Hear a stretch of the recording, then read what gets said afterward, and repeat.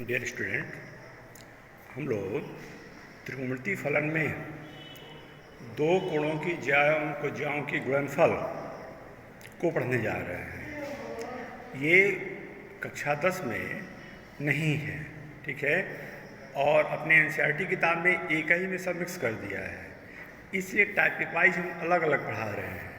फिर इसके बाद एनसीईआरटी का जो एक्सरसाइज है उसको बता देंगे। तो अलग अलग पढ़ने से ये फ़ायदा होगा कि फार्मूला आप याद करेंगे और उससे रिलेटेड प्रश्नों को करेंगे।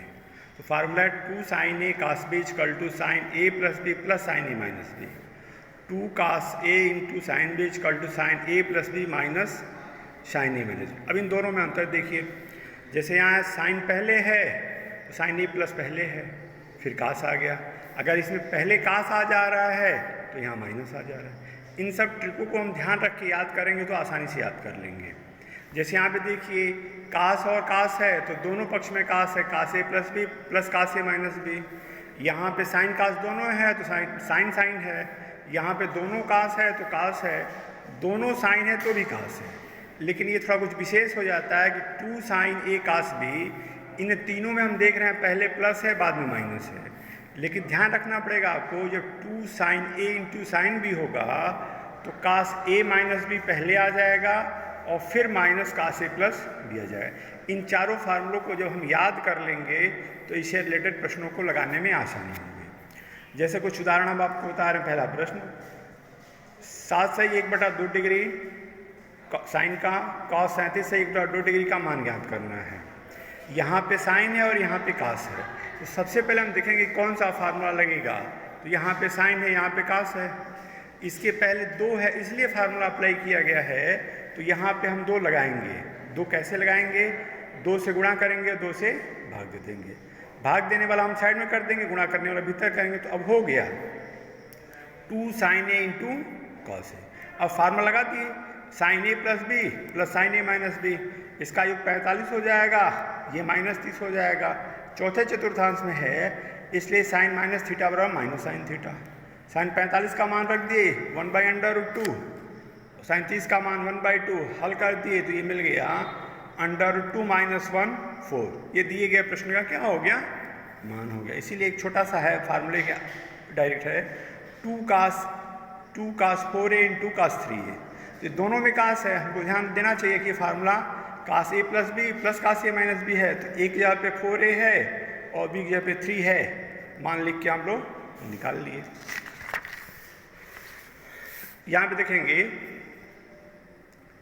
ये बहुत इंपॉर्टेंट आपका प्रश्न है। यहाँ पे प्रश्न है लेकिन ये मूलतः आपका फार्मूले के रूप में कन्वर्ट हो जाएगा कुछ प्रश्नों को हल करने के लिए।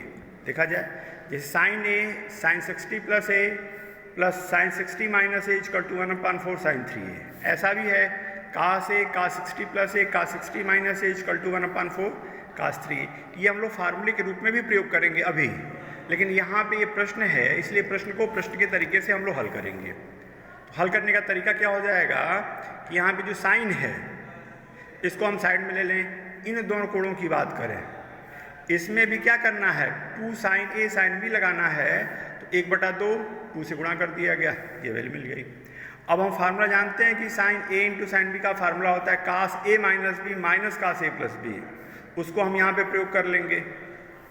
यहाँ पे हल करेंगे तो देखेंगे 1/2 साइड में आ जाएगा 1/2 sin a cos 60 plus a minus cos 60 minus a, यहाँ minus cos 60 plus a plus cos 60 minus a। इसको हल करने पे ये cos 2a और माइनस कास 120। अब यहाँ पे साइड में हम निकाल लेंगे कि कास 120 का मान होता है -1/2। अगर नहीं समझ में आ रहा है तो हम लिख ले 180 माइनस 60 कितना हो जाएगा? द्वितीय चतुर्थांश में है माइनस cos 60 अंश, और cos 60 अंश की वैल्यू 1/2 अर्थात -1/2 हम लोग लिख लेंगे। तो यहाँ पे माइनस है, इसका मान -1/2 प्लस हो गया। फिर गुणा कर दिया है तो 1/2 sin a sin 2a यहाँ हो गया, और 1/2 sin a से 1/2 में गुणा किया है 1/sin 4a 1/। फिर यहाँ पे देखिए यहाँ पे फार्मूला लगाना है, क्या करेंगे 2 से गुणा करेंगे, 2 से भाग दे देंगे। भाग देने वाला 1/2 यहाँ हो गया, गुणा करने वाला 2 यहाँ हो गया, मान में कोई प्रभाव नहीं पड़ा। और फिर इस पे 2 sin a cos 2a का फार्मूला लगा दिए, तो sin a plus B plus sine A minus B, ये हो गया। यहाँ पे देखेंगे साइन माइनस ए होगा तो माइनस साइन ए हो जाएगा, 1/4 गुणा करें तो 1/4 साइन 3a माइनस 1/4 साइन ए और ये प्लस 1/4 कट गया, जो फाइनल हमको पाना था वो पा गया।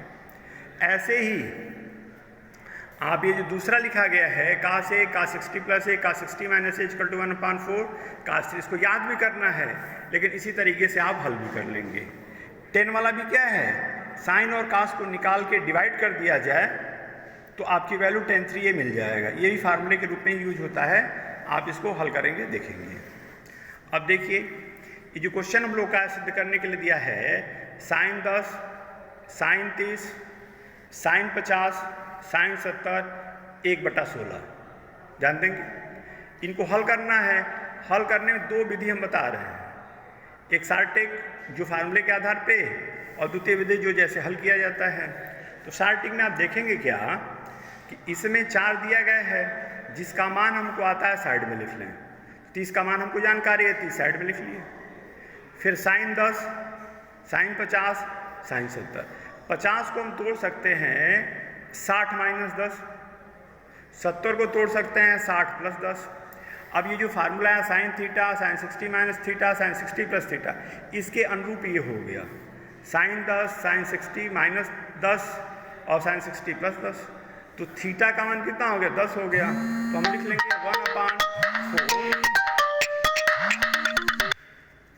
1/4 साइन 3 × 10, ये क्या वैल्यू हो जाएगी 1/2 1/4, इसको हल करने पे ये 1/16 आ जाएगा। ये 60 मिल है। और ये जो है इसको एज इट इज, जैसे अभी हम लोग ये सिद्ध किए हैं साइन वाला इस प्रश्न को, उसी तरीके से जहाँ पे a है वहाँ पे 10 है और जहाँ पे आपका ये 50 है 70 ले लेंगे और 50 ले लेंगे, 60 प्लस है 60 माइनस है।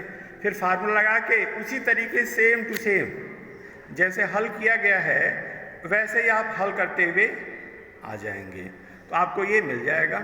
इसको देखिएगा, देखेंगे जैसे यहाँ पे क्या थोड़ा सा हम यहाँ बता दे रहे हैं कि 70 50 है, 2 से गुणा कर लिए, अब sine a into sine b वाला फार्मूला लगा लिए, ये मिल गया। मतलब जैसे आर्टिकल बताया गया है, मैंने प्रश्न को हल किया गया वैसे ही सेम टू सेम ये है। तो इसको आप हल करिएगा। इसी तरीके से इसके जो सेकेंड पार्ट हैं कास वाला, इसको भी आप हल कर लेंगे। अब हम देखेंगे कुछ इंपॉर्टेंट प्रश्न हैं जो हम फार्मूले के आधार पे ही आपको समझाने का प्रयास कर रहे हैं। डिटेल आप अपने हिसाब से लगाइएगा, जैसे कास 10 कास 30 कास 50 कास 70। क्या करेंगे हम, कास 30 का मान हमको मालूम है, कास 30 लिख लिए। अब यहाँ पे कास 10 कास 50 कास 70। अब हम लोग देखिए कि इसमें क्या फार्मूला फिट हो सकता है, तो हो जाएगा। 10 को 10 लिख लिए, 50 को 60 माइनस 10 लिख लिए, 70 को 60 प्लस 10 लिए। ये जो फार्मूला हमारा फिट कर गए, तो इस स्थिति में क्या वैल्यू हो गई 1/4 साइन 3 थीटा। इसके हिसाब से थीटा की वैल्यू कितनी है, 10 है। साइन कास 30 की वैल्यू √3/2, इसको फार्मूले के हिसाब से लिखा 1/4 कास 3 × 10, तो √3/2 1/4, 10 × 30 कास 30, और कास 30 की वैल्यू क्या हो गई √3/2।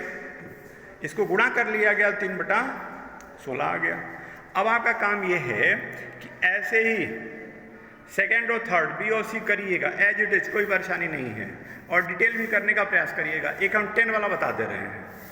10 में भी देखेंगे फार्मूला हम लोग पढ़े हैं कि tan theta tan 60 minus theta tan 60 plus theta की वैल्यू होती है tan 3 थीटा। यहाँ पे देखेंगे 20 30 40 और 80 है, तो 30 को हम यहाँ साइड में कर लिए, 20 40 और 80 कर लिए, 20 को 20 रहने दिए, और यहाँ पे इसको क्या कर लिए 40 को, यहाँ हो गया 60 माइनस 20, और यहाँ 60 प्लस 20। एक लाइन आप लिखिएगा, इस कर गया है फार्मूला लिखने के चक्कर में। तो इसमें थीटा की वैल्यू कितनी होगी 20 हो गई, तो 1/√3 37 का मान हो गया।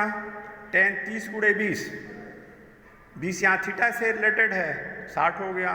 तो 1/√3 इंटू √3 बराबर 1। इस तरीके से आप लोगों को जो दो कोणों का गुणनफल है उसके रूप में आपको बता दिया गया। अब अगले दिन आपको दो कोणों की ज्या तथा कुज्या के योगफल और अंतर, जिसको सीडी फार्मूले के रूप में जानते हैं, वे हम लोग पढ़ेंगे।